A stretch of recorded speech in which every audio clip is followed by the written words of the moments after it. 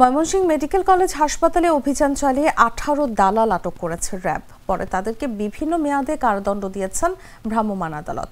এছাড়া একজনকে জরিমানা করে ছেড়ে দেওয়া হয়েছে। বুধবার সকাল থেকে দুপুর পর্যন্ত অভিযান চালিয়ে হাসপাতালের জরুরি বিভাগ, বহির্বিভাগ, অন্তর্বিভাগ সহ বিভিন্ন স্থান থেকে তাদের আটক করা হয়।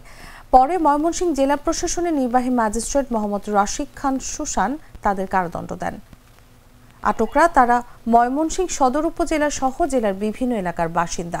ময়মনসিংহ র্যাব 14 সদর দপ্তরের উপ অধিনায়ক রাশেদ রাহাত বলেন, আটকরা দীর্ঘদিন ধরে চিকিৎসা নিতে আসা রোগীদের নানা কৌশলে বাইরের ক্লিনিক, হাসপাতাল ও ডায়াগনস্টিক সেন্টারে নিয়ে যেতেন। এতে রোগীরা প্রতারিত ও আর্থিক ক্ষতিতে পড়েন। জনস্বার্থে এই ধরনের অভিযান অব্যাহত থাকবে। ময়মনসিংহ মেডিকেল কলেজ হাসপাতালের উপপরিচালক ডাক্তার মোহাম্মদ জাকিউল ইসলাম বলেন, হাসপাতালে শয্যার চেয়ে রোগী ভর্তি থাকায় দালালদের উৎপাত বেড়েছে। দালালদের খপ্পরে অনেকেই ক্ষতিগ্রস্ত হন। ফলে সবাইকে সচেতন থাকতে হবে।